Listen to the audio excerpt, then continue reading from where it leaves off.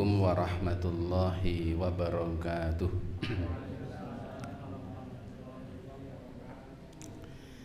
Innal hamdalillah nahmaduhu wa nasta'inuhu wa nastahdi wa natubu ilaihi wa na'udzu billahi min syururi anfusina wa sayyiati a'malina.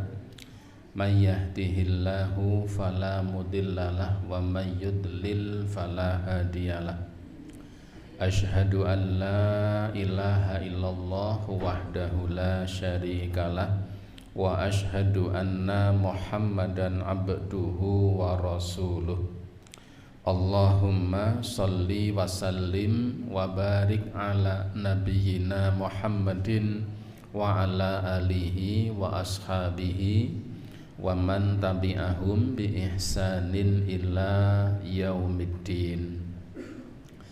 Ibu bapak sekalian, para jamaah rahimakumullah, alhamdulillah, marilah senantiasa kita aturkan syukur kita kehadirat Allah Subhanahu wa taala. Malam hari ini alhamdulillah kita masih diberi kesehatan, masih diberi kesempatan dan juga nikmat-nikmat yang lain sehingga kita bisa hadir pada kajian ini, meneruskan bab yang telah kita bahas pada pertemuan yang telah lalu.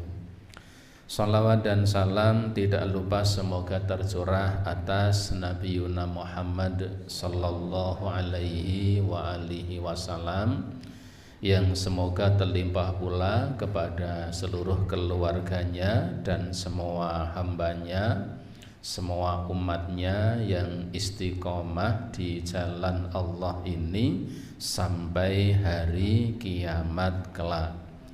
Ibu bapak sekalian, para jamaah rahimakumullah, pada pertemuan yang telah lalu, 1 minggu yang lalu, kita bahas tentang bab yang menjelaskan masalah wakaf.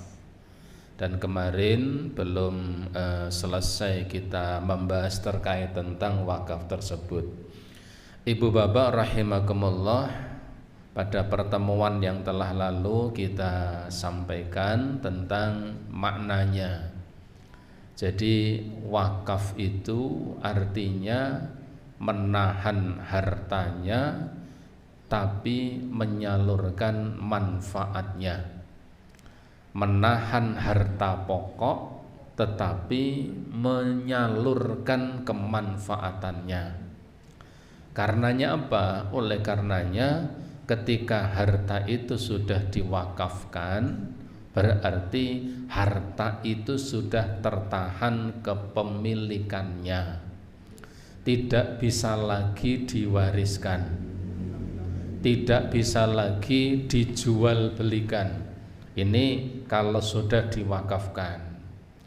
Bahkan sebenarnya tidak boleh lagi untuk ditukarkan, tukar guling. Maka tukar guling tanah wakaf itu prosesnya panjang.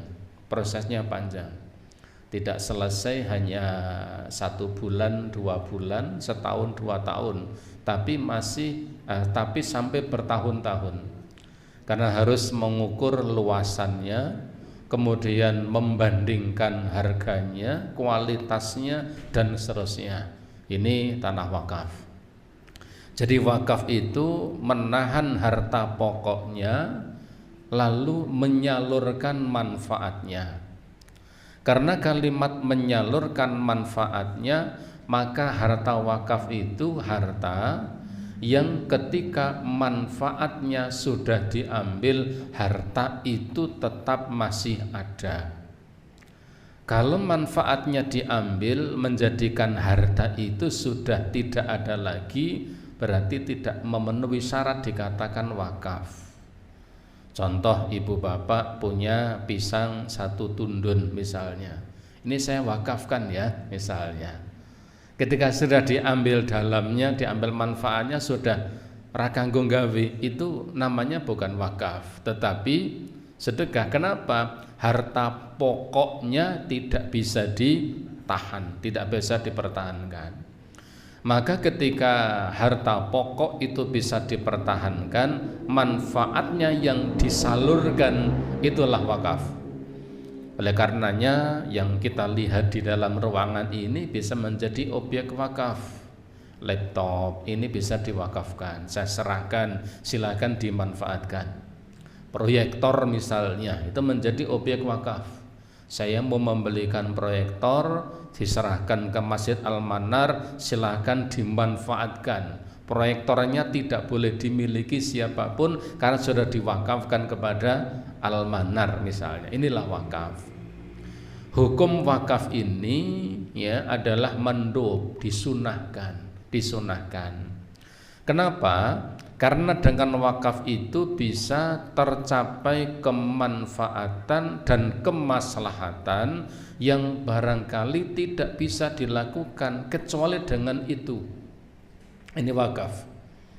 Jadi ya wakaf ini disunahkan, dianjurkan. Kenapa? Karena ada sebuah kemaslahatan yang hanya bisa dicapai dengan itu. Contoh, wakaf tanah untuk pembangunan masjid misalnya. Masjid itu bisa didirikan kapan? Karena ada yang mewakafkan. Sehingga wakaf ini sangat dianjurkan, disunahkan karena ada kemaslahatan, ada kemanfaatan yang tidak bisa dicapai kecuali dengan wakaf tersebut. Maka Rasulullah sallallahu alaihi wasallam dalam hadis yang sahih beliau mengatakan, idza matal insanu, ketika manusia itu meninggal dunia maka terputus semua amalnya. Artinya apa? Ketika seseorang itu sudah meninggal dunia, sudah tidak lagi punya peluang untuk mendapatkan amal soleh. Jadi kalau seorang mukmin itu sudah meninggal dunia, dia sudah tidak lagi punya peluang untuk mendapatkan amal yang terus mengalir, kecuali karena 3 perkara.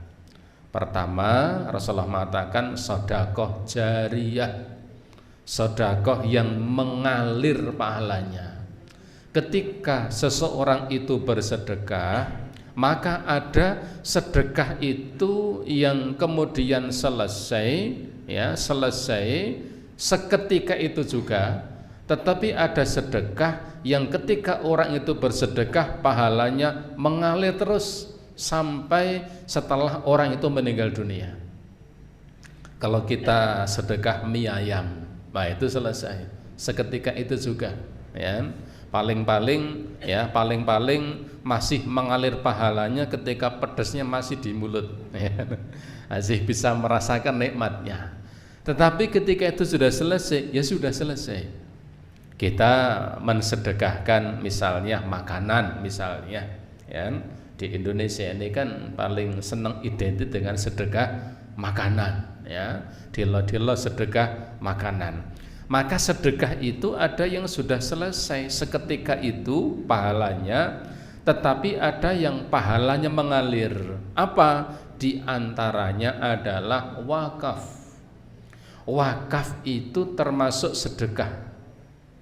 Jadi wakaf itu termasuk sedekah, dan pahala dari wakaf itu terus mengalir sampai ketika seseorang itu sudah meninggal dunia, selama objek wakaf itu masih bisa dimanfaatkan, selama itu pula pahala itu akan mengalir.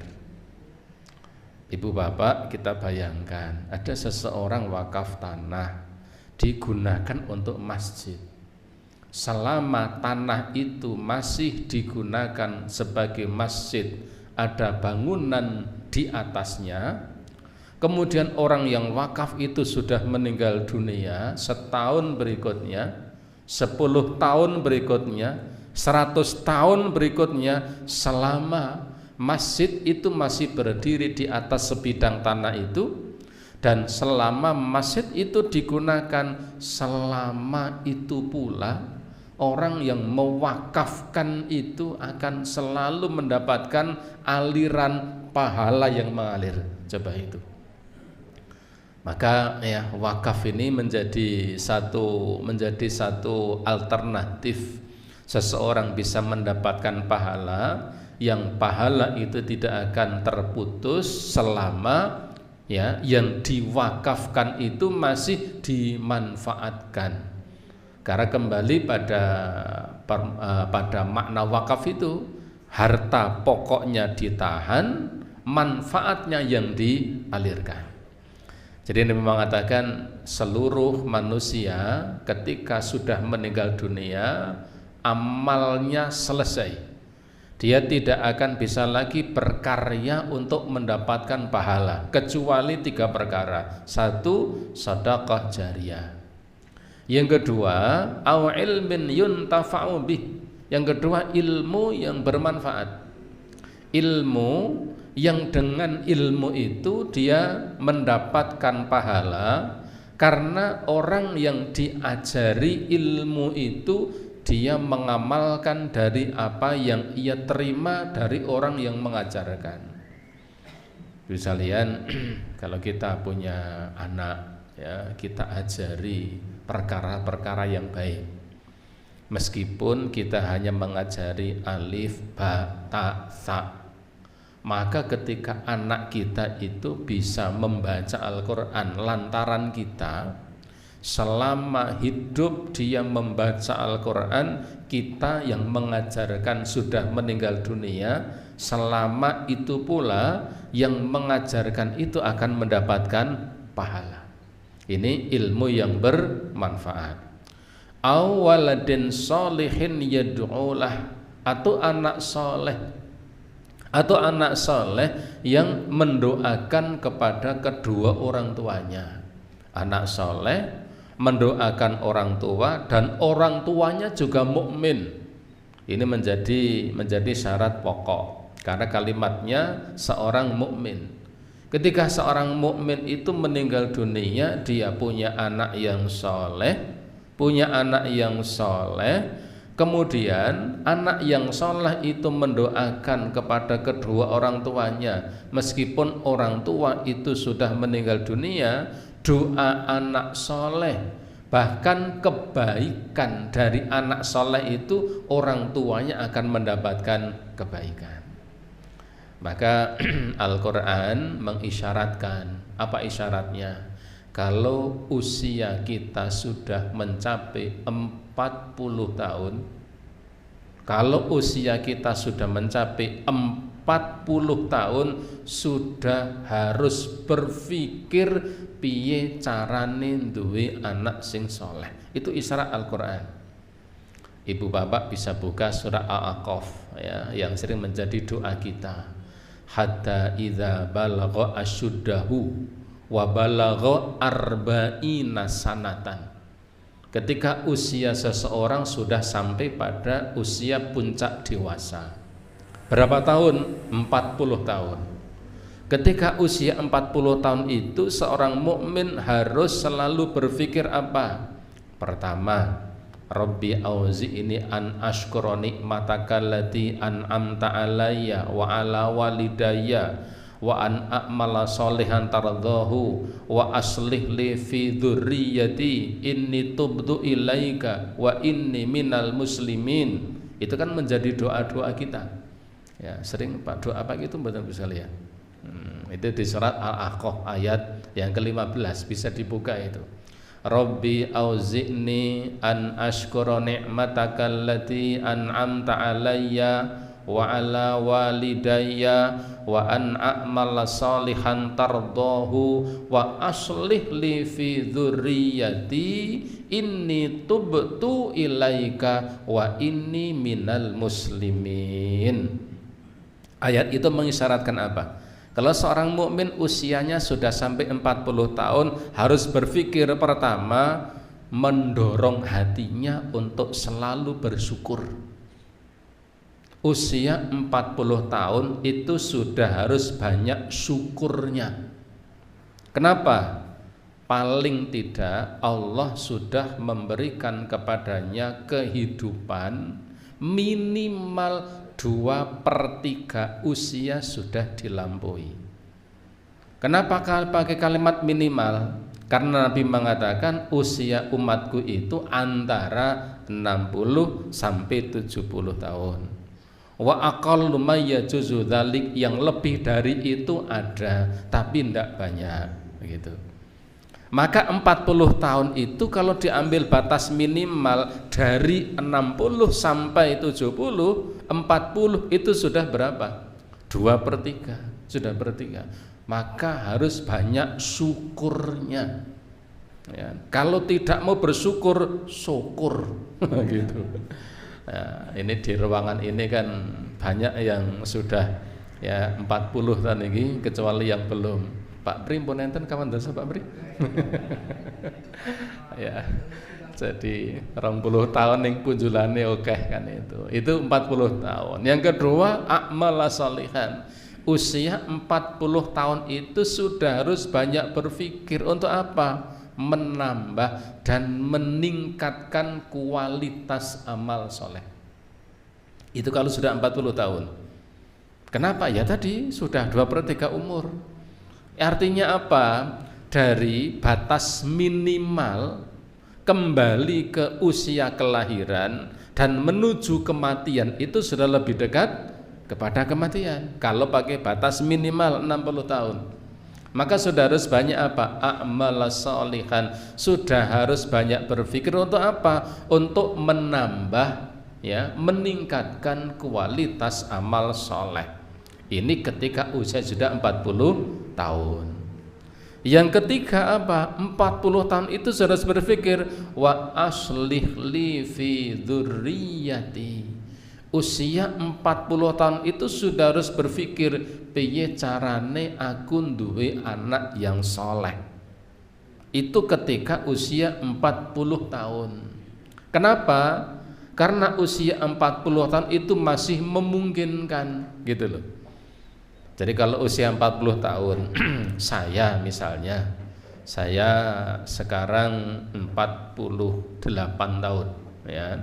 Maka usia 40 tahun itu kalau kemudian pingin punya anak yang soleh, kemudian anak itu diajak, diarahkan untuk menjadi anak soleh, ora gelem, orang tua masih mampu mengatasi gitu loh.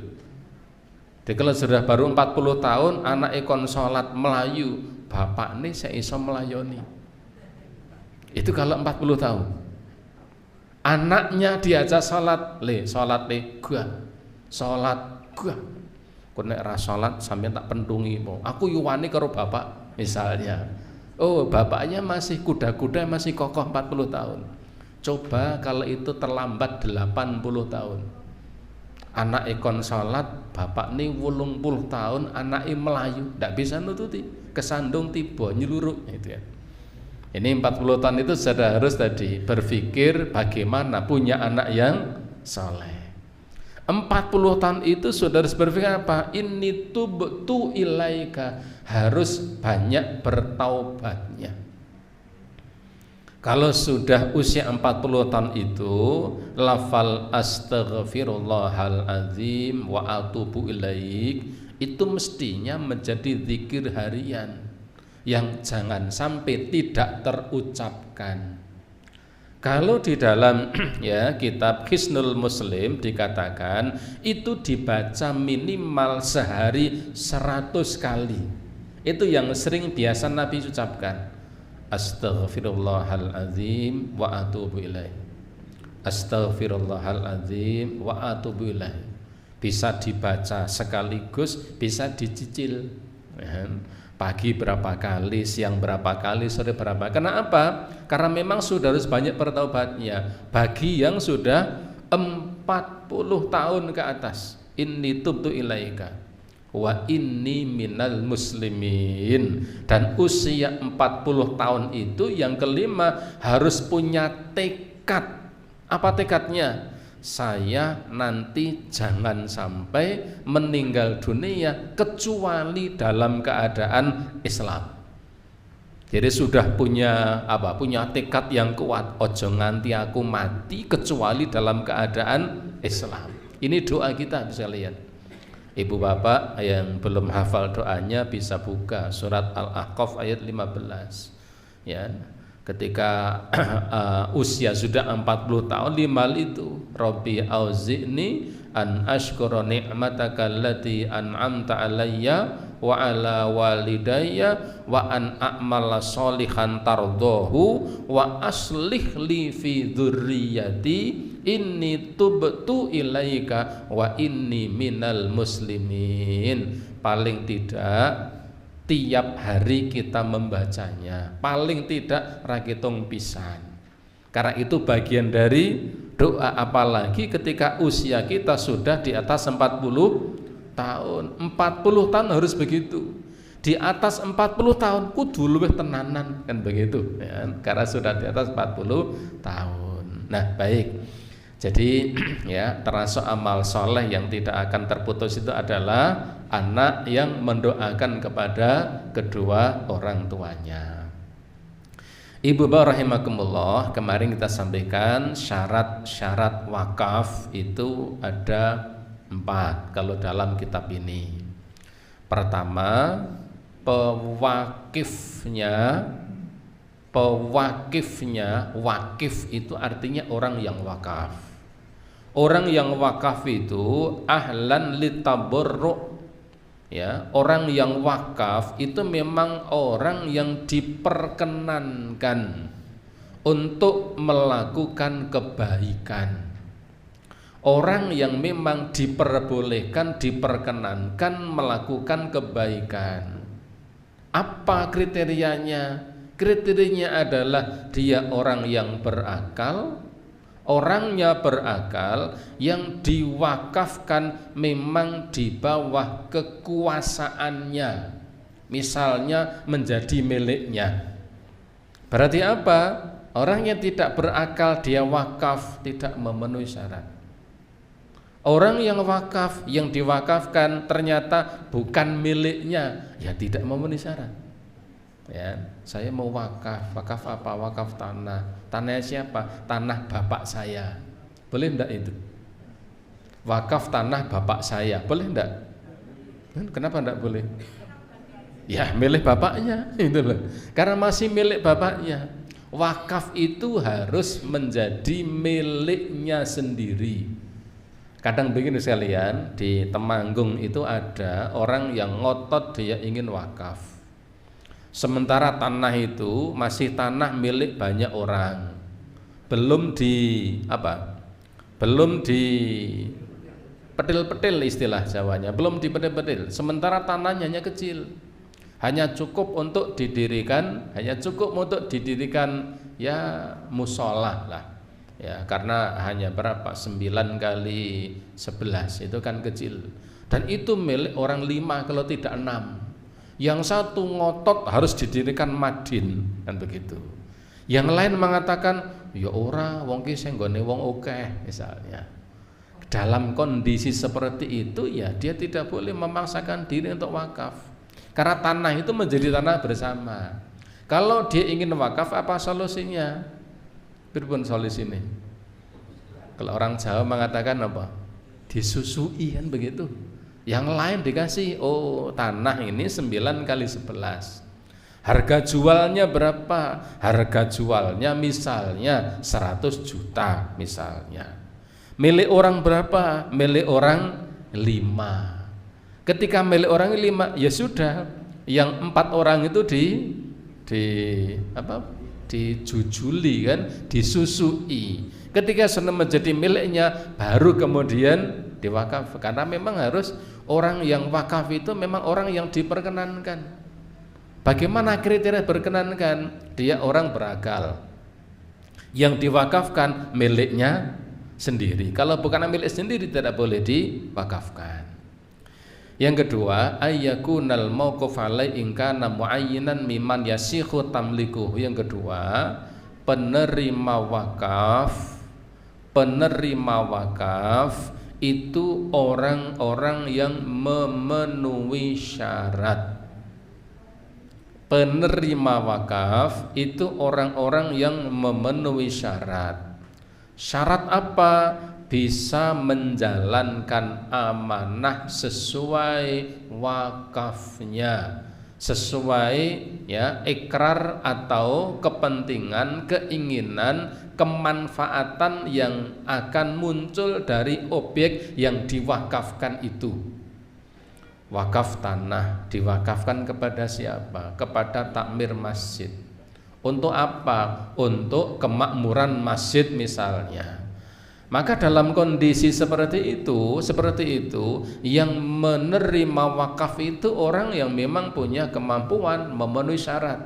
Syarat apa? Baik bisa mengelola wakaf. Bagaimana kalau yang diberi wakaf itu tidak bisa menunaikan amanah wakafnya?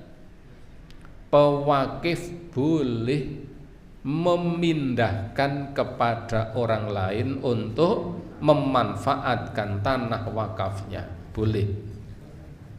Tapi kalau mengambil kembali dijual, tidak boleh, karena sudah diwakafkan. Jadi kalau sudah diwakafkan, ternyata yang diwakafi itu tidak amanah, ya.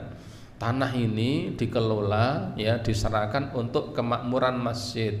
Untuk apa? Ya, untuk misalnya tanahnya mesti tanah nganggur. Untuk apa? Ya bisa untuk toko, bisa untuk lahan pertanian, bisa yang lain. Takmir masjidnya mengatakan iya. Di situ ada beberapa masjid.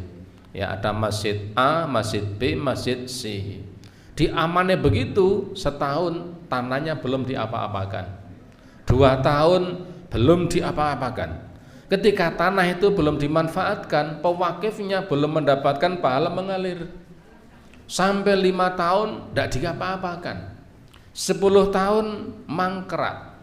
Maka boleh pewakif ini memindahkan kepada nadir yang lain. Nadir itu penerima wakaf, ya, komunikasi dengan masjid A. Ini kenapa tanahnya belum dimanfaatkan? Nganu. Jawabannya hanya nguna sama nganu. Nganu. Sudah. Kalau memang tidak mampu, sudah, ya, objek wakaf itu diserahkan kepada nadir yang lain. Sudah. Masjid A tidak mampu, serahkan pada masjid B. Bolehkah? Boleh. Pewakif, orang yang wakaf boleh memindahkannya. Kalau di Undang-Undang Indonesia itu nanti komunikasinya melalui BWI, Badan Wakaf Indonesia. Di masing-masing kabupaten sudah ada. Mengalihkan wakaf itu kepada nadir yang lain, itu boleh. Kenapa? Nadirnya tidak amanah. Yang menerima wakaf tidak menjalankan sesuai amanahnya. Yang ketiga, syarat wakaf itu ayyakuna tauqifu binasin sharih. Yang ketiga, ada akadnya, ada ikrarnya. Ikrarnya harus jelas. Ibu bapak, begini, kalau ada di antara kita kebetulan atau saudara atau siapapun ingin mewakafkan tanah, sebelum diikrarkan dan dicatat dengan akta ikrar wakaf di kantor urusan agama, kalau di Paran di sebelah timur itu perlu difikirkan secara matang. Ikrarnya itu untuk apa? Artinya apa? Jangan sampai ikrar wakaf untuk sesuatu yang sulit bagi nadirnya untuk mewujudkannya. Contoh, ada seseorang punya sebidang tanah di tengah kampung. Di kampung itu sudah ada masjid cukup besar, jarak 25 meter, hanya terpaut 2 rumah dari masjid itu ada tanah kosong. Pewakifnya mengatakan, saya ingin mewakafkan sebidang tanah untuk didirikan masjid misalnya. Wah, ini perlu dicermati kembali. Kenapa? Karena kalau kemudian untuk didirikan masjid, kemungkinan yang muncul bukan kemaslahatan, tetapi malah jadi sebuah persoalan. Maka kalau seperti itu misalnya bisa diarahkan, pewakifnya diarahkan dengan apa? Tanah ini diserahkan untuk kemakmuran masjid. Bisa didirikan toko, tokonya menjadi milik masjid. Tokonya disewakan, hasil sewa dimasukkan ke masjid. Ini yang saya maksud ikrarnya. Maka ikrar wakaf itu harus jelas. Kenapa? Karena nanti ya pelaksanaan pemanfaatan objek wakaf itu sesuai dengan ikrarnya. Contoh misalnya ada di antara ibu bapak sekalian, ya, wakaf sepeda motor ke masjid. Untuk apa? Untuk kemaslahatan masjid. Oleh takmirnya malah sok gawe ngeculke doro misalnya kan. Ini kan ndak amanah. Yang seperti ini boleh pewakifnya menarik kembali. Wong kon gawe kemaslahatan kok malah gawe ora karo-karuan. Maka ikrar wakaf itu harus jelas. Peruntukannya untuk apa? Karena itu nanti akan tercatat pada akta ikrarnya. Sehingga ketika kemudian misalnya yang menerima wakaf itu sudah meninggal dunia, maka yang meneruskannya akan melaksanakan kemanfaatan objek wakaf itu sesuai dengan ikrarnya dan tidak boleh menyelisih dari ikrarnya. Ikrarnya untuk kemaslahatan masjid tetapi malah untuk lapangan voli misalnya, ya tidak boleh. Karena memang ikrarnya itu mengikat, itu yang ketiga. Yang keempat, ya, ayyakuna mauqufu mimma yabqa ba'da akhdhi idghillatihi. Yang keempat, ya, objek wakaf itu tetap masih ada setelah diambil kemanfaatannya. Ini syarat. Jadi objek wakaf itu, ya, objek wakaf yang keberadaannya tetap ada setelah diambil kemanfaatannya.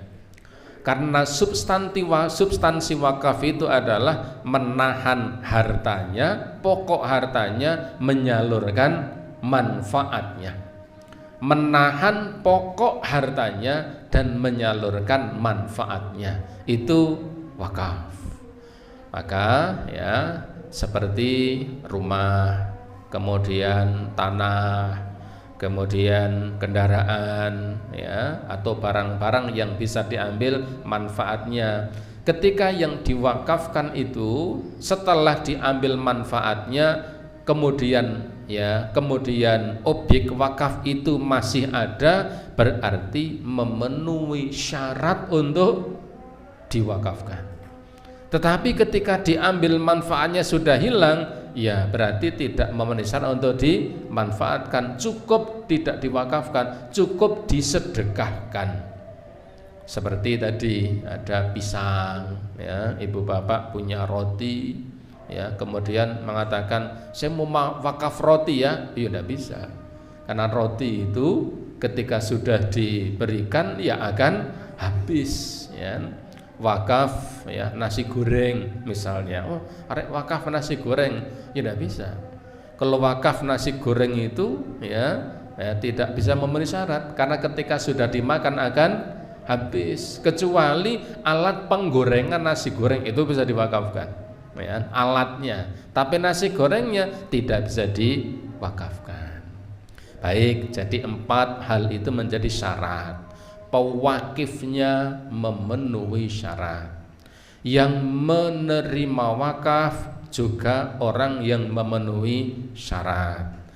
Wakafnya harus diikrarkan dengan ikrar yang jelas. Objek wakafnya jelas kemanfaatannya. Ini syarat-syarat dari wakaf. Baik sekalian, karena ada azan kita jeda azan dulu sebentar.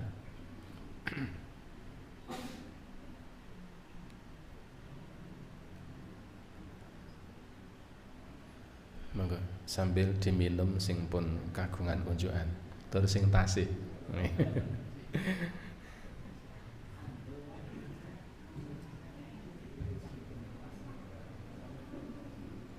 Allahu Akbar, Allahu Akbar.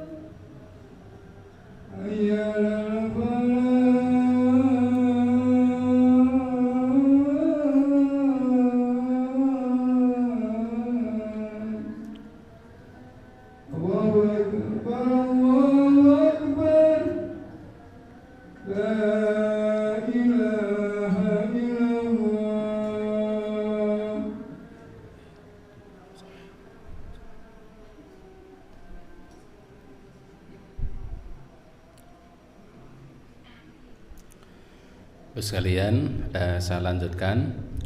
Kemudian yang berikutnya adalah ahkamuhu, ya, ketentuan beberapa ketentuan terkait wakaf ini. Yang pertama, yasihul waqfu 'alal auladi. Yang pertama, diperbolehkan wakaf diberikan kepada anak-anaknya. Boleh orang tua mewakafkan sebidang tanah diberikan atau diwakafkan kepada anak-anaknya. Boleh. Artinya apa? Nazirnya adalah anak-anaknya. Dan itu kita tidak perlu mengatakan, wah itu namanya jeruk, makan jeruk, ya tidak usah. Itu boleh, ya. Orang tua mewakafkan sebidang tanah diberikan kepada anaknya. Misalnya kebetulan anaknya ini memiliki atau mengelola sebuah yayasan, misalnya anaknya punya yayasan. Yayasan dalam bidang apa? Pendidikan, sosial, dakwah misalnya. Kemudian orang tua itu mewakafkan tanah diberikan kepada yayasan milik anaknya. Bolehkah? Boleh. Wa idz qala aqaftu ala auladi syamala lafdzu dzukura wal inatha ma'an. Ketika orang tua mengatakan aku wakafkan ini untuk anak-anakku, berarti mencakup anak-anaknya yang laki-laki maupun anak-anaknya yang perempuan. Kama syamalal auladu dzukura duna auladil inas, ya, karena memang ini sebagaimana yang difahami ketika mengatakan aku wakafkan tanah ini kepada anak-anakku, maka kemudian ya penerima wakaf itu adalah anak-anaknya. Wa in qala waqaftu ala auladi wa aqabahum syamalal auladi dzukuri auladil inas. Kalau ada seseorang mengatakan aku wakafkan tanah ini kepada anak cucuku, berarti ya nanti anak cucunya yang akan mengelola menerima tanah wakaf itu. Wa in qala waqaftu ala bunayya kan ala dzukuri dunal inas. Kalau orang tua mengatakan aku wakafkan tanah ini untuk anak-anakku yang laki-laki, berarti penerima wakafnya adalah khusus anak laki-laki. Artinya apa? Penerima wakaf atau nazir, ya, yang mengelola wakaf itu sesuai dengan ikrar yang diucapkan oleh wakif tersebut. Maka wakaf diberikan kepada anak-anaknya, hukumnya adalah boleh, dan itu banyak terjadi di Indonesia. Banyak, ya, orang tua karena kebetulan anaknya mengelola lembaga. Ada yang mengelola lembaga pesantren, ada yang mengelola lembaga misalnya madrasah diniyah, ada misalnya taman pendidikan Al-Quran misalnya. Kemudian apa? Kemudian orang tuanya menyerahkan tanah wakaf itu kepada anaknya. Ini hukumnya boleh. Maka sekali lagi, kalau kita kebetulan mendapati seperti itu, kita tidak usah mengatakan, wah itu jenengane uri misalnya. Masa wong tu wakaf kok diwakafkan nang anake? Itu hukumnya boleh, karena memang diperbolehkan. Ini yang pertama. Yang kedua, ketentuan wakaf itu yulzamul amalu bima yushtaratuhul waqifu min wasfin au taqdimin au ta'khirin. Yang kedua, pelaksanaan wakaf, ya, pelaksanaan wakaf atau dengan kata lain pelaksanaan dalam mengelola wakaf itu bima yushtaratuhul waqif, sesuai yang disyaratkan oleh wakif. Pelaksanaan wakaf itu sebagaimana yang disyaratkan oleh wakifnya. Orang yang ingin mewakafkan hartanya, dia mengajukan beberapa kriteria, ya kriteria itu diterima, syaratnya diterima, ya. Baik itu terkait tentang sifat, ya, saya ingin mewakafkan tanah untuk seperti ini, saya mewakafkan tanah kepada orang yang seperti ini, itu mengikat. Pelaksanaan wakaf sesuai dengan yang disyaratkan oleh pewakifnya. Min wasfin, baik terkait tentang sifatnya, tentang caranya, atau terkait tentang orang-orangnya. Misalnya falau qala, misalnya ada orang yang mengatakan waqaftu kaza ala alimin muhaddithin. Misalnya ada orang mengatakan, saya wakafkan, ya, tanah ini kepada seorang alim muhaddits, ahli hadis. Saya ingin mewakafkan sebidang tanah ini kepada, ya, kepada ulama ahli hadis, au faqihin, atau ahli fikih. Kalau ada orang yang wakaf mengatakan seperti itu, ya, seperti itu, lam yatanawwalil lafdhu siwa sahibus sifat min nahwin, maka tidak boleh wakaf itu diberikan atau dikelola oleh selain yang disampaikan oleh pewakifnya. Saya ingin mewakafkan sebidang tanah ini kepada, ya, kepada ulama ahli hadis biar didirikan pesantren. Maka tidak boleh perantara orang itu kemudian mencarikan, misalnya mencarikan orang yang ahli matematika misalnya, atau ahli nahwu misalnya, atau ahli perdagangan misalnya. Tidak boleh.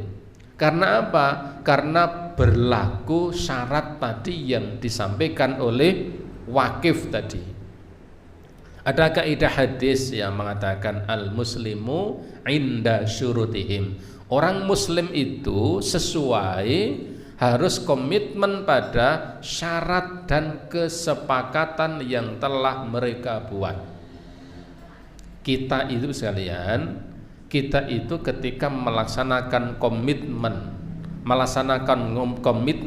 sebagaimana yang telah kita sepakati, selama komitmen itu bukan perkara yang maksiat, kita menjalankannya termasuk ibadah.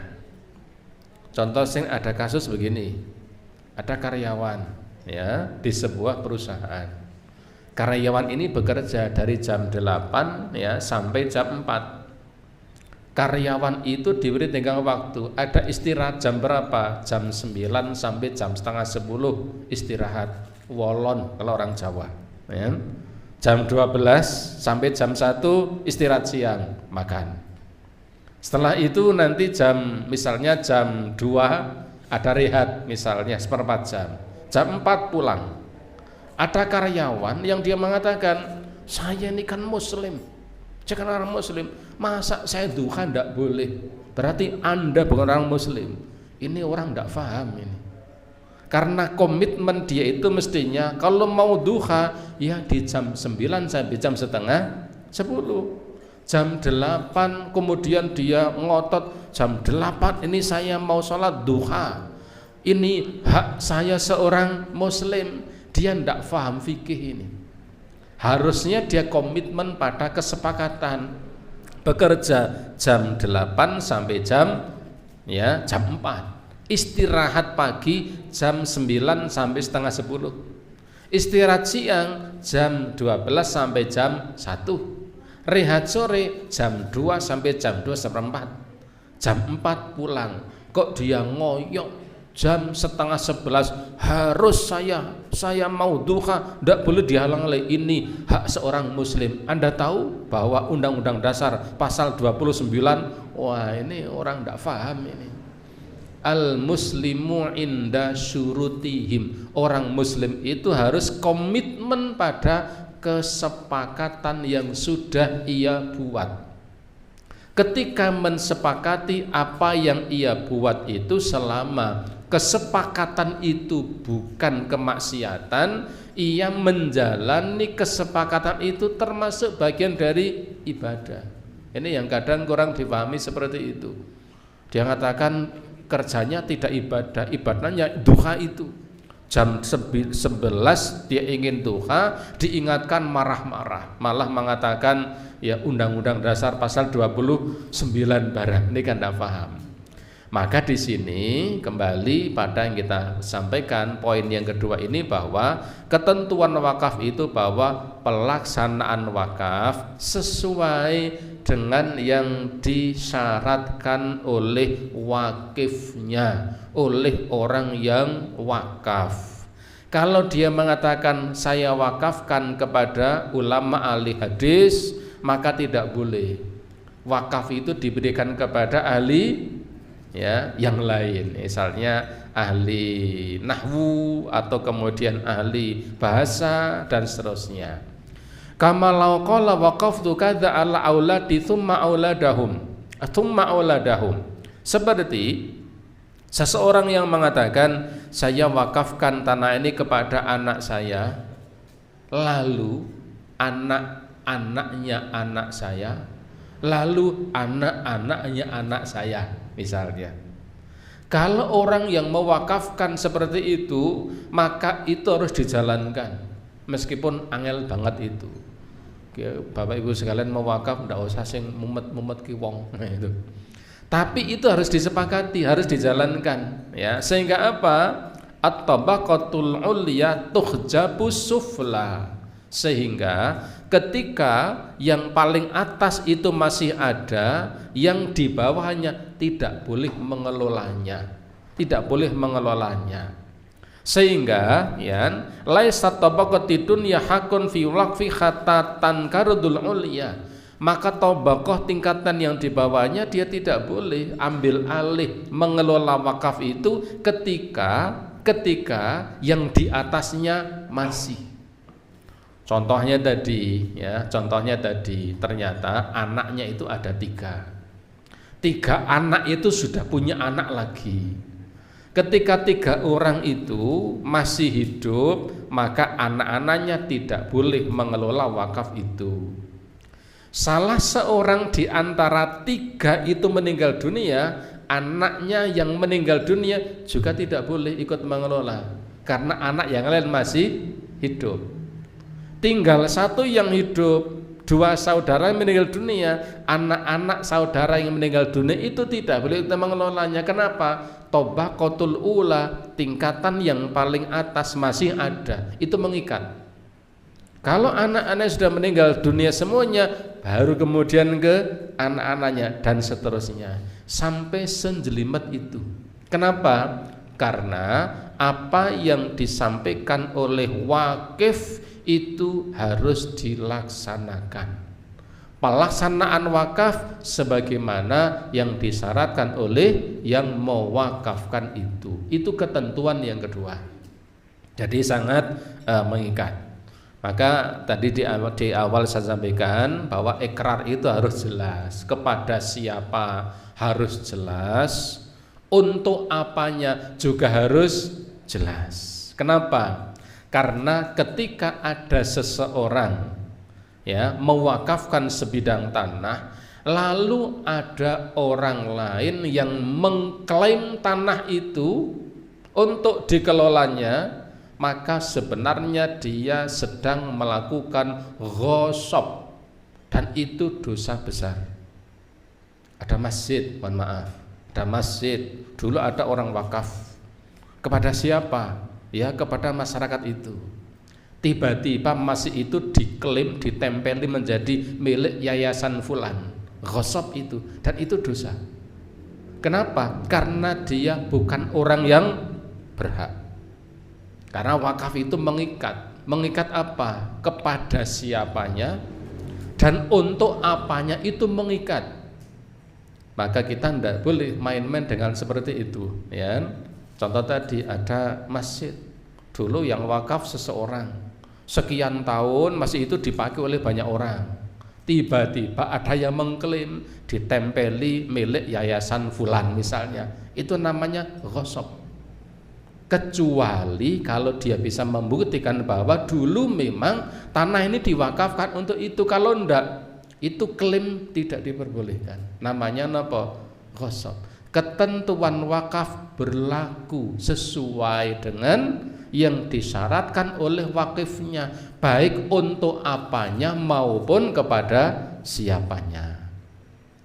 Kemudian yang berikutnya, yulzamul waqfu, ya, yulzamul waqfu bi mujarradi i'lanihi au khiyazatihi au taslimi liman waqafa alaihi fala yajuzu pada dzalika fasquhu wala yabi'uhu wala habbatuhu.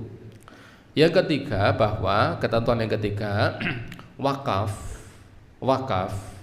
itu sudah harus dilaksanakan meskipun hanya dengan ucapan lisan. Kalau ada seseorang sudah menyatakan tanah ini akan saya wakafkan, meskipun belum ditulis, kalau kalimat itu sudah diucapkan, maka tanah itu sudah menjadi tanah wakaf. Tidak boleh untuk dimiliki kembali, tidak boleh diwariskan, tidak boleh dijual belikan. Kalau sudah mengatakan iki rek tak wakafke, maka hati-hati dengan kalimat. Kalau sudah seperti itu mengikat. Kalau sudah mengatakan iki sok, wah sampean tuku lemah poho nanti gitu masjid kae. Piro regane? Oh ya nganu kok murah ya ming berapa? Nek murah itu ming pinten? Misalnya ya murah itu 50 juta padahal luas ada 200 meter misalnya. Kok bojo temen to sampean rek omah po? Ora anu wae. Ning meneng bae ya. Meneng bae. Insyaallah sok tak wakafke. Itu sudah mengikat. Ketika sudah mengatakan begitu sudah mengikat. Maka tanah itu tidak boleh ia jual, tidak boleh kemudian ia wariskan karena sudah terucap. Maka di sini dikatakan yulzamul waqfu bi mujarradi i'lanihi. Wakaf itu sudah mengikat meskipun hanya dengan diiklankan saja, hanya dengan pemberitahuan, mengke ngomong ketok, itu sudah mengikat, sudah mengikat. Maka yang seperti itu ya, fala yajuzu ba'da dzalik fasxuhu. Setelah itu dia tidak boleh membatalkannya, tidak boleh membatalkan. Waduh, kadung nih. Arek tak dol misalnya. Kan banyak kasus tanah wakaf kemudian dijual. Wah, itu megelke ya, megelke banyak hal. Di Temanggung banyak sekali. Banyak sekali. Kebetulan saya di Kemenak itu juga bagian dari BWI ya. Jadi masalah wakaf itu luar biasa. Wis pokoknya ya wong lega golek momongan ya. Persoalan wakaf itu banyak sekali, termasuk di Paraan ini. Ada area wakaf yang sampai sekarang belum selesai. Masih polemik, tidak akan saya sebutkan di mananya. Jadi wakaf itu luar biasa. Kenapa? Karena tadi ada ada pelaksanaan wakaf itu tidak seperti yang disampaikan oleh pewakifnya. Maka sekali lagi, ketika seorang sudah mengatakan bahwa tanah itu akan diwakafkan, meskipun hanya baru diberitahukan, itu sudah mengikat. Dia tidak boleh membatalkannya, tidak boleh untuk menjualnya, tidak boleh untuk memberikannya pada orang lain dihibahkan, tidak boleh. Kalau toh kemudian terpaksa dia mau membatalkannya, harus ngijoli, kan begitu. Dengan ijol yang lain, ketika baru dilafalkan, belum sampai di akte notariskan. Kalau seperti akte notaris itu sudah menjadi lebih sulit. Tukar guling itu bukan perkara yang mudah. Kalau tukaran sambil guling-guling itu gampang. Nah, tukar guling wakaf itu bukan perkara yang mudah. Ini yang ketiga. Terakhir, in ta'attalat manafi'ul waqfi. Jika kemanfaatan objek wakaf itu sudah tidak ada. Nah, ini sering menjadi polemik di kampung. Jika kemanfaatan objek wakaf itu sudah ada, li khirabihi, misalnya karena sudah hancur remuk ya. Kalau objek wakaf itu kemanfaatannya sudah hilang, ajaza ba'du ahlil ilmi bai'ahu. Sebagian ulama boleh membolehkan untuk menjualnya. Wa sarafa thaminihi fi mithlih, lalu menggunakan hasil penjualnya itu untuk sesuatu yang semisalnya. Ini sering terjadi di kampung itu apa? Terkait wakaf musola. Gendeng wis bodol itu ra kena donke. Itu banyak terjadi sekalian. Gendeng sudah ora kena iki bondo wakaf. Dadi dingu sak bosoke. Ada masjid yang sekarang lantainya sudah tambah tinggi. Kenapa? Karena dulu yang wakaf tegel itu ndak bolehkan, ojo dibongkar, ojo ki wis wakaf. Sampeyan arek netel iki lapor sik nang Gusti Allah. Wah, ini kan jadi sulit itu. Akhirnya karena polemik itu, di atas tegel itu dipasang limpur lagi, kemudian dipasangi keramik. Karena ya begini, pemahaman yang tekstualis. Maka sebagian ulama mengatakan jika kemanfaatan objek wakaf itu sudah tidak ada, maka boleh untuk menjualnya. Hasil penjualan bisa dimanfaatkan untuk hal yang serupa. Musola atau masjid gendengnya sudah gendeng kuno, wis sebagian sudah bocor-bocor. Kebetulan dulu gendengnya itu wakaf. Ketika bangun masjid ada yang mengatakan, ki gendengnya wis ono sing tuku urung to, dereng nyong ya nyong tak wakaf gendeng, dibelikan. Ketika genting itu memang sudah sebagiannya rusak, sebenarnya boleh diturunkan, dijual. Hasil penjualannya digunakan kembali untuk apa? Modal beli genting yang bagus, kekurangannya bisa ditawarkan kepada dulu yang wakaf. Ini gendengnya pun bodol nih ajeng dinganu pun sepakat takmir begini-begini jenengan nek ajeng numbaske malih ya wis ra di duit misalnya ya. Maka bisa ditambah dengan yang lain. Ini solusi. Karena memang tadi di kampung kamu itu masih banyak yang apa namanya? Yang kekeh seperti itu. Sampai tadi ada ya tegel yang apa namanya? Bahkan bukan tegel dulu itu. Keramik yang kotak-kotak kecil ya, keramik yang kecil dulu kan keramik itu apa namanya? Bukan keramik dulu. Porselin. Nah, itu dulu yang kecil-kecil itu ditumpangi itu. Kenapa? Karena sudah pokoknya ora kena. Pokoknya iki bondo wakaf ora kena ditetel. Nek rek tetel lapor sik nang Gusti Allah. Sebab wakaf, bondo wakaf berarti wis nggone Gusti nembung sik. Nah, ini kan jadi cuntel itu. Akhirnya apa? Tidak dibongkar. Akhirnya apa? Ditindai lagi. Padahal seandainya itu bisa dibongkar, barangkali bisa dijual, ada yang memanfaatkan hasilnya bisa untuk yang lain kan jadi tambah manfaat. Anggapane tetap oleh ganjaran wis nang jero kono kae kan ini. Maka sebagian ulama membolehkan wa in fadhala syai'un, kalau kemudian hasil penjualan itu berlebih bisa ditasarrufkan di masjid atau disedekahkan kepada fakir miskin atau dimanfaatkan pada hal yang serupa dengan hal itu. Ibu bapak, para jamaah rahimakumullah, ini yang bisa kita bahas pada malam hari ini, menambah keterangan yang kemarin belum selesai terkait tentang bab wakaf ya, bab wakaf. Kita berharap ini bisa bermanfaat, memberikan gambaran pencerahan kepada kita semuanya terkait tentang wakaf dari sisi fikih.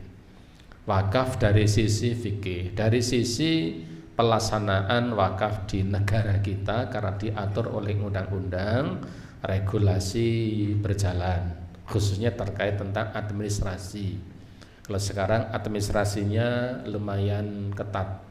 Jadi harus ada foto lokasi saja harus foto yang geotagging, yang di situ ada lintang bujur dan seterusnya. Foto yang biasa tidak memenuhi syarat, Nah, itu regulasi yang ada. Saya berhusnudzon saja semuanya itu meskipun agak sulit ya, tetapi kemungkinan besar untuk kemaslahatan supaya tidak ada lagi sengketa wakaf ya, sengketa wakaf di belakang hari nanti. Di Temanggung dulu pernah terjadi, ada orang mewakafkan masjid akhirnya digugat oleh ahli warisnya. Nah, itu tidak hanya setempat, ada beberapa tempat, sehingga solusinya takmir masjid harus mencarikan uang pengganti dalam waktu yang sangat cepat. Bahkan ada tanah wakaf masjid ya, di satu tempat tanah wakaf masjid, karena masjid itu ada dua area, ada dua bidang dulu pewakifnya. Ternyata separuh masjid itu ya sertifikatnya dipakai di bank dan sampai batas waktu sudah harus dilelang. Nah, ini ya takmirnya pegel-pegel ndak karu-karuan sehingga bisa ditututi ya, karena itu takmirnya, salah satu takmir dulu pernah ada yang sampai ke saya menyampaikan itu, kita sampaikan kalau sudah seperti itu yang bisa dilakukan adalah tetap mengumpulkan uang, membebaskannya, dipakai atau dilawan dengan berdarah-darah, maka yang menang adalah yang membawa bukti hitam di atas putih. Dan itu pernah terjadi dulu. Di mana Pak itu? Rahasia. Nek jeng ngertos dolan tenggen kula. Ndak akan saya bedeki itu karena memang itu terjadi. Saya termasuk ikut pegel ya karena waktu itu orangnya njur pripun akhirnya bisa tertangani. Waktu itu sudah lama sampai sekian puluh juta. Separuh masjid, yang separuh tidak ada masalah, yang separuh ternyata ya sertifikat tanah itu dipegang anaknya, nggo nyeleh duit di bank dan sudah deadline ya, bahkan sudah mau ditulis untuk untuk dilelang. Tapi kemudian ada teman-teman yang negosiasi ke pihak banknya khusus untuk yang itu jangan ditempel, dia kan ditempel di depan ya di tempat bank itu ya, sampaikan bos ditempel insya Allah tak rampung ke. Pihak bank beberapa orang bijaksana dan mengatakan baik terima kasih tidak akan ditempel dan mohon segera diselesaikan. Jur akhirnya rampung. Itulah pernak-pernik kenapa? Karena dulu barangkali tidak ada kejelasan ya, sehingga ketika ada kejelasan baik kepada siapa, kemudian untuk apa dan seterusnya, sehingga kadang menyisakan permasalahan di belakang hari nanti. Maka semoga bermanfaat. Sebelum saya akhiri, ada pertanyaan nonton Pak Matur? Oh, nggih, monggo.